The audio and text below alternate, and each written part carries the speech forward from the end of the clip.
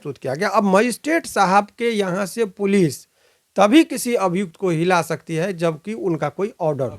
जो ये प्रशासन जो है, जिला प्रशासन, इनकी बहुत बड़ी चूक है। किस तरीके से सरकार और किसकी मिली भगत है पता नहीं। तो प्रशासनिक तौर पर ये थी, तो उनको यदि जेल में भेजने का इरादा था और सचमुच चाह रहे थे ये, तो इस केस के बारे में जिक्र क्यों नहीं किया गया कोर्ट में एपीओ साहब के माध्यम से? प्रशांत किशोर को बचाने की भी तो साजिश हो सकती है। बचाने की साजिश का ये, या हो सकता है कि वो आंदोलन के आगे डर गए थे, जानबूझकर इस तरह का प्रायोजित कार्यक्रम था प्रशासन के द्वारा यदि प्रायोजित था तो किसके इशारे पर था, क्या हो रहा था, किसके दबाव में था। It is a matter of great surprising that there is no version of police. जो सेक्शन उन पर लगा था सब अवेलेबल नेचर था। तो आप वो हैरत अपना कर रहे हैं। उनको तो थाना पर से ही छोड़ना था। ये पुलिस को उन्होंने के बारे में अपना सरप्राइजिंग चीज को कहा। ऑर्डर यही था।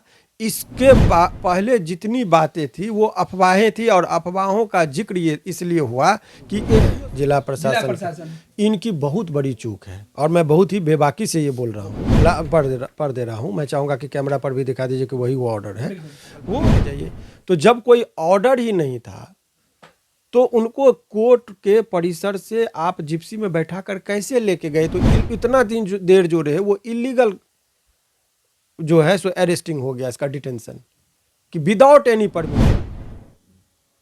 प्रशांत किशोर कौन सा खेल खेल रहे हैं ये हर कोई जानना चाहता है। प्रशांत किशोर बीपीएससी अभ्यर्थियों के नाम पर 70वीं परीक्षा, जो बीपीएससी की पीटी परीक्षा हुई थी, उसको रद्द कराने के लिए छात्रों के आंदोलन में, लेकिन आंदोलन के दिन से ही आंदोलन खत्म कराने के रास्ते पर वो चल पड़े थे।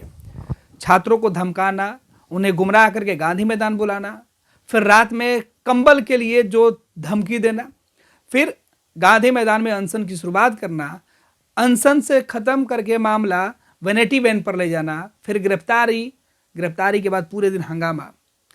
उनको जमानत कैसे मिली हर कोई जानना चाहता है कि आखिर प्रशांत किशोर जेल से कैसे छूटे। दो बातें हो रही है, प्रशांत किशोर जेल भेजे गए थे या नहीं, कोर्टरूम में क्या कुछ हुआ था, एक एक हकीकत जानेंगे। क्योंकि हमारे साथ शहर के मशहूर अधिवक्ता जो हमारे साथ मौजूद है सुवेंदु जी, और इनसे समझेंगे क्योंकि कोर्टरूम में प्रशांत किशोर के पक्ष में खड़े थे। सुवेंदु जी, सबसे पहले आपका नए साल के मौके पर बहुत बहुत धन्यवाद कि आपने वक्त दिया और आपका स्वागत है।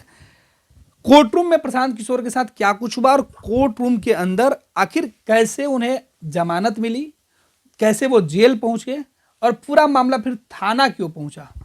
देखिए, सबसे पहले तो ये जो आपके अपने शब्द हैं कि गुमराह, ये सब, चूंकि हम पॉलिटिकल बयान नहीं देते, कानूनी तौर पर क्या हुआ और कोर्ट में क्या हुआ, हम अपना संदर्भ उसी तक हम रखना चाहेंगे।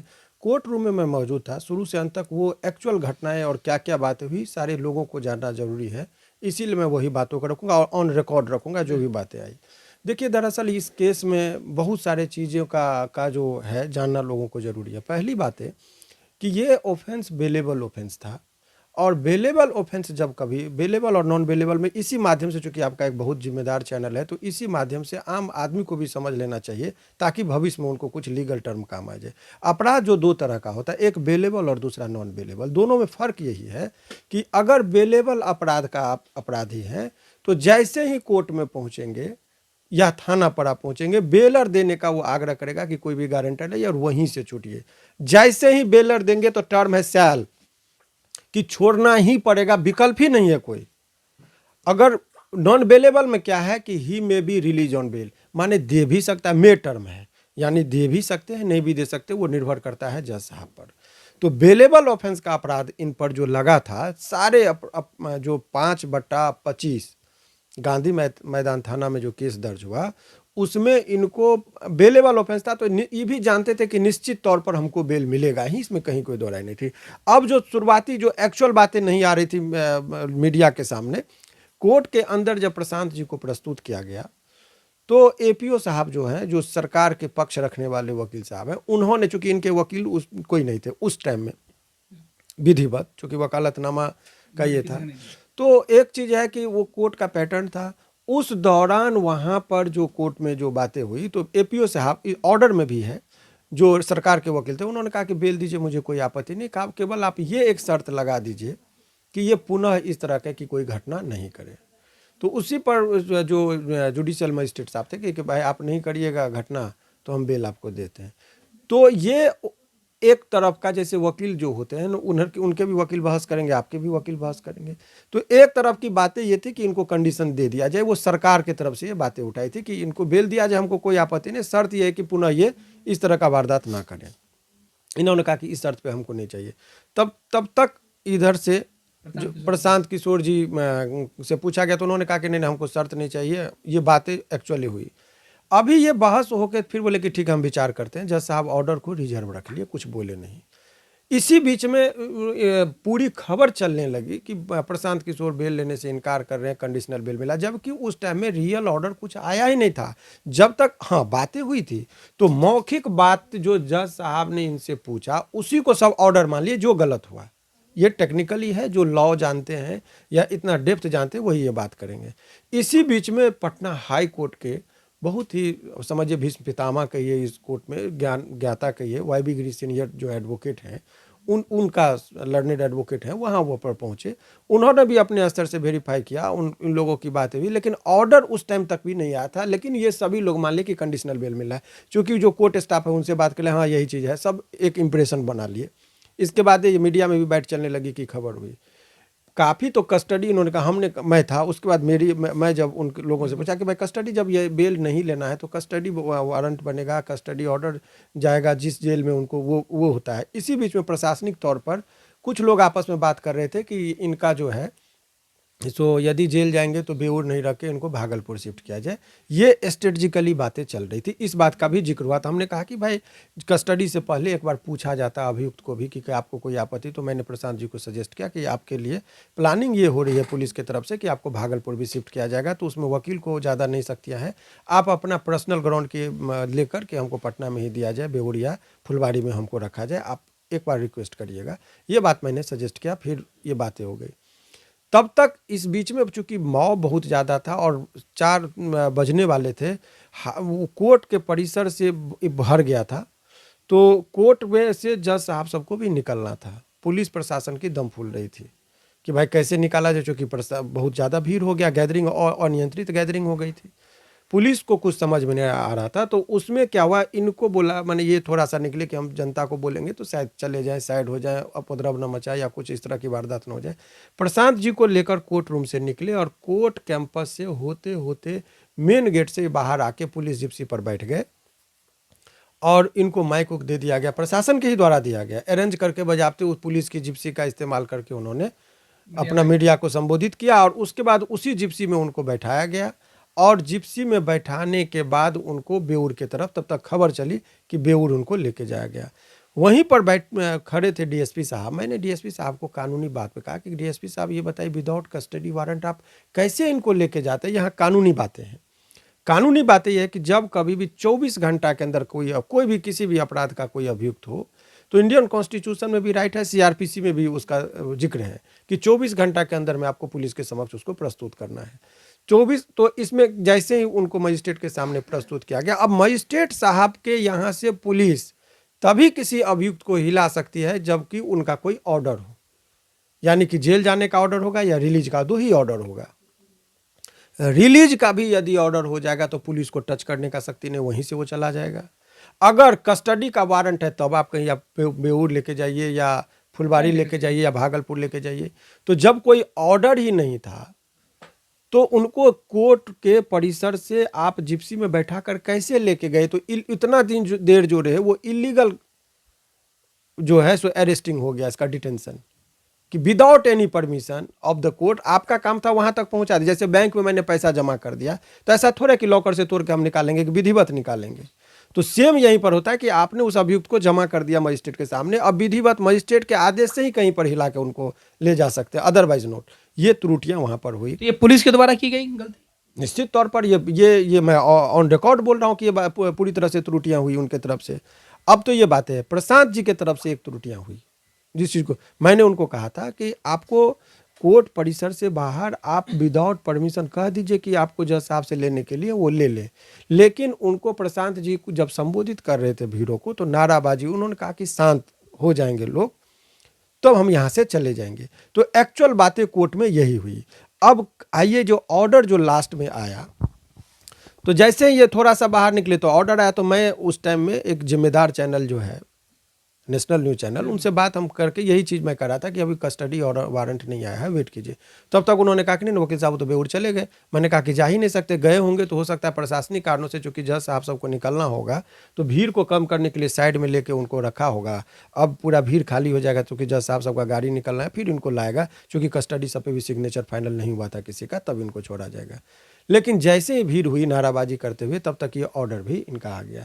जब ऑर्डर आ गया तो फिर ये बातें होने लगी कि मैं एडवोकेट, जो एक एडवोकेट साहब थे, कि मैंने ये बहस किया। तो ये एक चीज़ जान लीजिए, ये गलत है। आपको तथ्यात्मक बात का जानकारी मैं बता दूं कि ये एक बार मजिस्ट्रेट साहब, कोई भी जज एक बार यदि कोई ऑर्डर दे देंगे तो अपने भी ऑर्डर को संशोधित नहीं कर सकते हैं। वो विदाउट, अभी जब अमेंडमेंट पिटीशन पड़ेगा, कुछ त्रुटियां होगी, तब जाके ही वो सुधार कर सकते हैं। तो जब यदि ये बातें जब चल रही थी कि एक बार जब ऑर्डर आ जाएगा कि कंडीशनल बेल हम दे रहे हैं इस कंडीशन पर, और सिग्नेचर हो जाएगा, तो अपने ही ऑर्डर को नहीं काट सकते हैं। उसका प्रावधान है कि उसके लिए आपको या तो सीनियर जो है, या तो जिला जज में रिवीजन में जाइए, या फिर उस ऑर्डर के खिलाफ आप क्वेसिंग में हाई कोर्ट में आइए। बस दो ही प्रावधान है।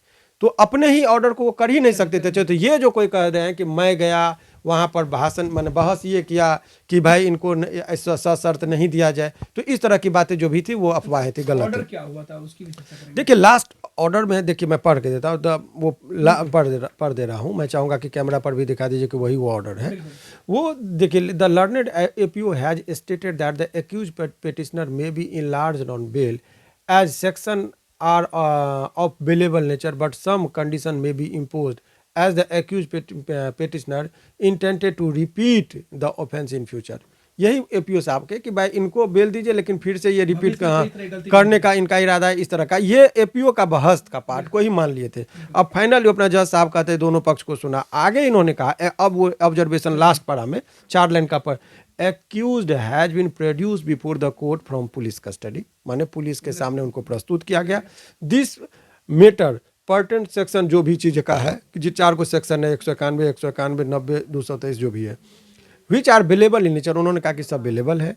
It is a matter of great surprising, ये बहुत महत्वपूर्ण लाइन है, it is a matter of great surprising that there is no version of police with regard to the circumstances under which the accused petitioner was not released on bail by the police, all the section in accused petitioner is booked are available in nature। जो section उन पर लगा था सब available nature था। तो आप वो हैरत अपना कर रहे हैं कि कैसे जगा रहा था कि पुलिस के आपकी कोर्ट में क्यों लेके आ गए, उनको तो थाना पर से ही छोड़ना था। ये पुलिस को उन्होंने के बारे में अपना सरप्राइजिंग चीज को कहा, एक्सप्रेस किया, और in view of the above accuse petitioner को उन्होंने डायरेक्शन दिया कि इनको पेटिशनर को ये करिए। तो एक्चुअल ऑर्डर यही था। इसके पहले जितनी बातें थी वो अफवाहें थी, और अफवाहों का जिक्र ये इसलिए हुआ कि एपीओ साहब ने जो आर्गूमेंट किया उसी को सब सत्य मान लिए। वो टेक्निकलिटीज को नहीं समझ पाए और सब एक दूसरे से कानाफूसी करके एक इंप्रेशन, जबकि जो एसडीजीएम साहब था उनका ये ऑर्डर शुरुआत में था ही नहीं, और ना ही एक ही बार तो ऑर्डर पास हुआ जिसमें ये चीज, यही बात एक्चुअल थी। वकील साहब, एसडीएम साहब का ऑर्डर की चर्चा हमने कर ली। अब सवाल ये उठ रहा कि फिर किसके ऑर्डर पर प्रशांत किशोर को बेऊर जेल और बेऊर थाना ले जाया गया? यस, क्या ये सही है?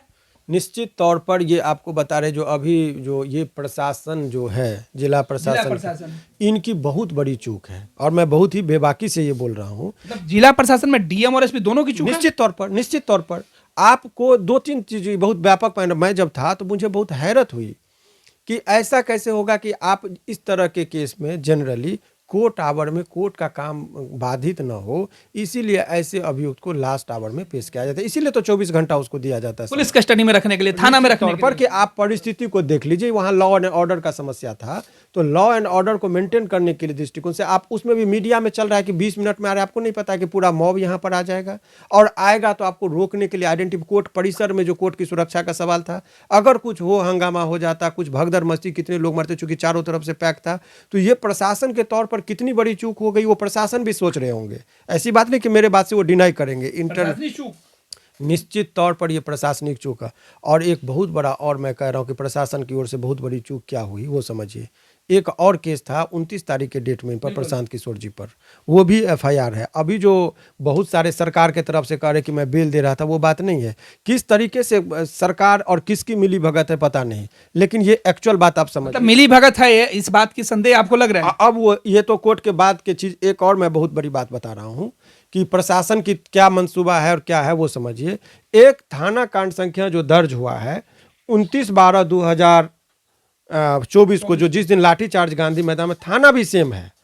और उसमें जो एफआईआर में जो एक धारा है, जो मुख्य धारा की बात मैं बता दूं तो 132 सीआरपीसी का है, 132 बीएनएस भारतीय। वो क्या कहता है कि पुलिस काम में, सरकारी काम में यदि आप बाधा उत्पन्न करते हैं, सरकार में पहले 353 था, तो उसमें वो नॉन बेलेबल ऑफेंस, हालांकि सजा की अवधि 2 वर्ष तक की ही है, नॉन बेलेबल है। तो जैसे ही कोई भी एक अपराध नॉन बेलेबल में कन्वर्ट हो जाता है तो इसमें आप as a matter of right दावा नहीं कर सकते कि हम छूटेंगे ही। छूट भी सकते हैं, नहीं भी छूट सकते हैं, वो जज साहब के मूड पर निर्भर करता है कि आपको देंगे कि नहीं देंगे। तो जब कोई व्यक्ति कहीं पर गिरफ्तार होता है और जब कोर्ट में प्रस्तुत किया जाता है या जेल चला जाता है, तो जितने इस पर मुकदमे होते हैं सभी में बेल लेंगे तभी वो रिलीज होते हैं। मतलब किसी व्यक्ति के ऊपर अगर एक बार मुकदमा हो गया और किसी कोर्ट में वो जाते हैं तो उनके पूर्व के तमाम हिस्ट्री को देखा जाता है निश्चित तौर पर, और पुलिस को उसमें शामिल करना होता है, मेंशन करना होता है। निश्चित तौर पर इवन कि बेलेबल ऑफेंस में भी जाते हैं तो हम लोग कहते थे कि जज साहब की भाई क्रिमिनल हिस्ट्री हम मांग के देख लेते हैं। लेकिन यहाँ पर आईओ भी सेम थाना का, तो थाना के, और उनको 29 तारीख की घटना थी, 2 तारीख, और सब लोग मीडिया के माध्यम से सबको लाठीचार्ज हुआ, बहुत उनका आलोचना हुआ। तो प्रशासनिक तौर पर ये थी, तो उनको यदि जेल में भेजने का इरादा था और सचमुच चाह रहे थे ये, तो इस केस के बारे में जिक्र क्यों नहीं किया गया कोर्ट में एपीओ साहब के माध्यम से कि इनके ऊपर एक और केस है और उसमें नॉन बेलेबल है, उसमें भी बेल लेंगे तब ही विल रिलीज ऑन बेल।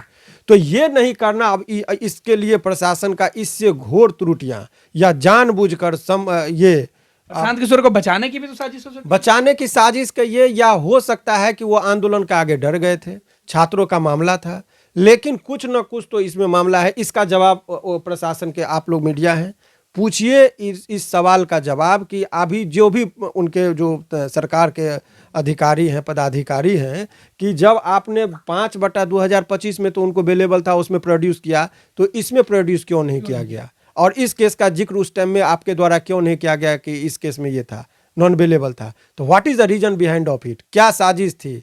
जानबूझकर था, इरादतन? इसलिए मैं कह रहा हूं इरादतन था, उसका जानबूझकर था कि सेम थाना। हो सकता है कि आप कहते कि हम गांधी मैदान थाना के इंचार्ज हैं, पीर बोहर का था, हमको नहीं मालूम था, ये भी नहीं आप कह सकते। थाना भी सेम, घटना भी का गांधी मैदान का परिसर और अगल बगल की घटना थी, थानेदार भी सेम, चूंकि केस कर सेम। तो ये क्या था, क्या हो रहा था उस दौरान, ये समझ में नहीं। क्या जानबूझकर इस तरह का प्रायोजित कार्यक्रम था प्रशासन के द्वारा यदि प्रायोजित था तो किसके इशारे पर था, क्या हो रहा था, किसके दबाव में था, ये तो आप लोगों का काम है जानना। वकील साहब, 2 और सवाल अहम बनता है। एक तो जब थाना से बेल मिल सकता था तो फिर कोर्ट क्यों लेके गए? दूसरा, फिर बाद में थाना से बेल कैसे मिला? दूसरी बात कि फिर पुलिस अब तीसरी एफआईआर क्यों कर रही है, जब पहले वाली की चर्चा नहीं, दूसरे में एफआईआर में बेल मिला, बाहर आ गए प्रशांत, और तीसरी एफआईआर? देखिए, ये मैंने आपको बताया कि दबाव बनाने के लिए एफआईआर कर देना, केस कर देना और केस को जीतना दोनों अलग बातें होती हैं। पुलिस है अपनी डफली अपनी राख, उनको पता है हम और आप जाएंगे एफआईआर कराने तो बहुत सारे सबूत मांगते हैं, इंक्वायरी करते हैं कि भाई लेंगे, सुबह से लेकर शाम तक थाना पर बैठिए तब जाके केस दर्ज होता है, बहुत मशक्क़त के बाद।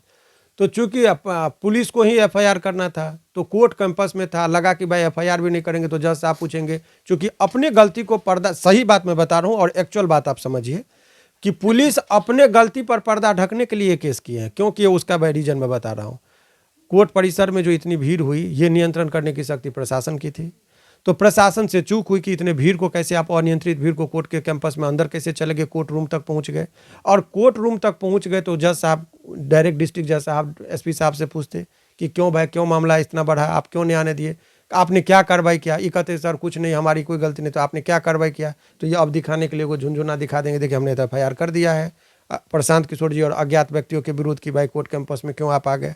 तो अपने नाकामियों को, प्रशासनिक जो चूक हुई है उसको छुपाने के लिए यह केस किया गया है, यही बातें हैं। वकील साहब, जो बड़ी उपलब्धि प्रशांत किशोर और उनके अधिवक्ताओं के बीच ये कहा गया उस दिन रात में प्रेस कॉन्फ्रेंस के कि हम अपनी जीत पे अड़े रहे और हमारे आगे जो है न्यायालय झुकी एक तरीके से, कि हमने जो सशर्त जमानत की बात की थी हमने इनकार कर दिया, उसके बाद हमें बिना किसी शर्त का बेवुर जेल नहीं बल्कि थाना से हमको जेल नहीं भेज के थाना से हमको दे दिया गया, रिलीज कर दिया गया। ऐसा मामला क्या है? देखिए, इस मामले में जो लीगल एक्सपर्ट हैं, प्रशांत जी हो सकते हैं अनअवेयर हो, उनको जानकारी इतनी कानून की गहराई से जितनी मैंने बातें बताया वो नहीं हो सकती है, क्योंकि वो हर आदमी का अपना एक्सपर्ट है। जिस एडवोकेट का आप जिक्र कर रहे हैं, और ये जो पटना हाई कोर्ट के सीनियर एडवोकेट साहब, वो भी उस टाइम से निकल चुके थे, उनकी भी इसीलिए प्रेस कॉन्फ्रेंस पे भी वो नहीं बैठे थे। तो उनके बारे में वो तो उनके ज्ञान के आगे में हम लोग सूरज को दिया दिखाने के बाद तो उन पर कोई टिकट नहीं। लेकिन जो वकील साहब का मैं वो प्रकरण देख रहा था, वो अचानक से जो भी बातें बोले, जो मैंने ये कोर्ट में कहा, कोर्ट ने रिकंसिडर किया, ये सरासर गलत बातें हैं। इस तरह की कोई बातें हुई नहीं थी, क्योंकि जज साहब ने एक ही बार ऑर्डर पास किया था, और जो ऑर्डर आपके सामने है, क्योंकि उस इंटायर रिकॉर्ड है मेरे पास, कहीं वो कटा फटा नहीं था। तो ये सब बातें त्रुटियां हुई थी। लेकिन थाना से, फिर बेऊर थाना से बेल कैसे मिल गया, जबकि गांधी मैदान थाना से आपको लेना चाहिए था? नहीं, थाना की जो बातें हैं, जब वो ये जो दावा किया जा रहा है, नहीं, ये थाना से नहीं। देखिए, इसमें लिखा है in view of the accuse petitioner have directed to release on furnishing a personal bond of इतना। कोर्ट ने ही कहा है कि पर्सनल पीआर बॉन्ड पर आप छूटिए, तो इस आदेश के आलोक में पर्सनल बॉन्ड लेके उनको छोड़ा गया, यही बातें हैं। तो जो एक लाइन जो बार बार प्रशांत किशोर के अधिवक्ता के द्वारा कहा जा रहा था कि हमने कोई शर्त मानी ही नहीं, तो फिर इसको देखिए, इस केस में अगर नॉन बेलेबल है, जो धारा की बात मैं बता रहा हूँ 132 है, उसमें किसी की जो शर्त आपको कोर्ट लगाएगा आपको मानना होगा। लेकिन तो नॉन अवेलेबल में तो कोई सवाल ही नहीं था। ये देखिए, जब हमको पता, जैसे इस रूम में मैं बंद हूँ, अभी चाबी मेरे अंदर से मैंने चिटकी लगाया, तो उसको कैद आप थोड़े कहेंगे, जब मन होगा हम निकाल लेंगे। लेकिन बाहर से कोई यदि ताला मार के चला जाए तब हम कहेंगे कि हम कैद हूँ। तो आप इसको संदर्भ को समझ। तो बेलेबल ऑफेंस में तो भाई उनको पता था कि अभी हम जाएंगे, कल ही बोलेंगे बेलर मेरा तैयार है हुजूर, हम भरेंगे, तो ठीक है जाइए, छूट जाइए। तो वो जेल जाने का भय नहीं था। भय कब होता है? जब आपको पता होता है कि कब निकलेंगे, ये निश्चित नहीं है। जब आपके स्वेच्छा पर कि जाओ और कल ही तुम बेल बॉन्ड भरोगे, निकल जाओगे, तो वो खौफ खत्म हो जाता है। तो ऐसी कोई परिस्थितियां नहीं थी, इसीलिए वो लोग बहुत निश्चिंत थे कि भाई जेल लेके भी जाओगे तो हम 2 दिन में छूट जाएंगे, ऐसी बातें थी। पुलिस 24 घंटे तक थाना में रख सकती थी, लेकिन पुलिस को जल्दी क्या था बेऊर लेके जाने का? ये बेऊर ले जाना, अब किनके इशारे पर दिखावा करना, कार्रवाई पर अब सवाल उठने लगा। निश्चित नहीं, पुलिस के तरफ से, प्रशासनिक तरफ पे तो बहुत चूक हुई है इस चीज़ पर। कहीं कोई ये बहुत लोगों को असुविधाएं भी हुई है, तो इस चीज़ से इनकार नहीं किया जा सकता है। और प्रशासनिक तौर पर हालांकि बहुत लोगों का इल्ज़ाम ये है कि भाई ये सरकार के ताप, ये लोग कहते हैं बी टीम सी टीम, तो वो तो फिर पॉलिटिकल हमारी बातें हो जाएगी, तो वो मैं करता नहीं हूँ। कानूनी दृष्टिकोण से इतना तय है कि ये प्रशासनिक तरफ से बहुत बड़ी चूक थी। बहुत बहुत धन्यवाद वकील साहब। तो कई खुलासे इन्होंने किए और इन्होंने सीधे तौर पे बता दिया कि प्रशांत किशोर को गिरफ्तार करना, जेल भेजना, बेल दिलाना कहीं ना कहीं जिला प्रशासन की सबसे बड़ी चूक है जो सामने आई।